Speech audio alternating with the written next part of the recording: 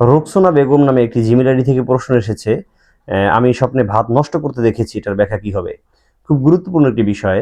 আমরা ইতিপূর্বে আলোচনা করেছি স্বপ্নে ভাত দেখলে কি হয়, ভাত খেতে দেখলে কি হয়, ভাত যদি কেউ নষ্ট করতে দেখে, পুড়ে যেতে দেখে, তাহলে সেটার ব্যাখ্যা কি হতে পারে? দেখুন, ভাত যেহেতু একটি হালাল রিজিক আল্লাহর পক্ষ থেকে, সুতরাং ভাতকে যদি কেউ দেখে যে সে নষ্ট করে ফেলছে, তার মানে হলো তার রিজিকের ভিতরে সংকট দেখা দিবে। অর্থাৎ তার ইনকাম সোর্স যেটা রয়েছে, স্বামী ইনকাম করুক অথবা রেক্সোনা আক্তার সে নিজে ইনকাম করুক, যেই করুক না কেন, আপনার ইনকাম সোর্সের ভিতরে তথা আপনার রিজিকের ভিতরে অর্থনৈতিক সংকট দেখা দিবে। আল্লাহ তাআলা আমাদেরকে হেফাজত করুন। তো এই সমস্ত ক্ষেত্রগুলোতে আমরা বলবো যে এটা যেহেতু খারাপ স্বপ্নের অন্তর্ভুক্ত, সুতরাং এই সমস্ত স্বপ্নের অনিষ্টতা থেকে বাঁচার জন্য আমাদেরকে আল্লাহর কাছে বেশি বেশি দোয়া প্রার্থনা তাওবা ইস্তেগফার করতে হবে। পাশাপাশি সুযোগ থাকলে আমাদের কিছু দান সাদকা করতে হবে। কেন সাদাকার দ্বারা একদিক থেকে আমার বালা মুসিবত কেটে যাবে, আরেক দিক থেকে আল্লাহ তাআলা রিজিকের প্রশস্ততা বাড়িয়ে দিবেন। সুবহানাল্লাহ।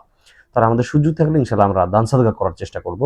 দর্শক, আল্লাহ তাআলা আমাদের সবাইকে এ ধরনের ভালো স্বপ্ন, যেগুলো আমাদের জীবনে ফলপ্রসূ হবে, যেগুলো আমাদের জীবনে বাস্তবায়ন করলে আমরা অফুরন্ত নিয়ামত পাবো, সেই সমস্ত স্বপ্নগুলো আল্লাহ তাআলা আমাদেরকে দেখার তৌফিক দান করুক এবং অনিষ্টকর অকল্যাণকর যে স্বপ্ন রয়েছে সেই সমস্ত স্বপ্ন থেকে আমাদেরকে হেফাজত করুন। আলবিদা, মা আসসালামা।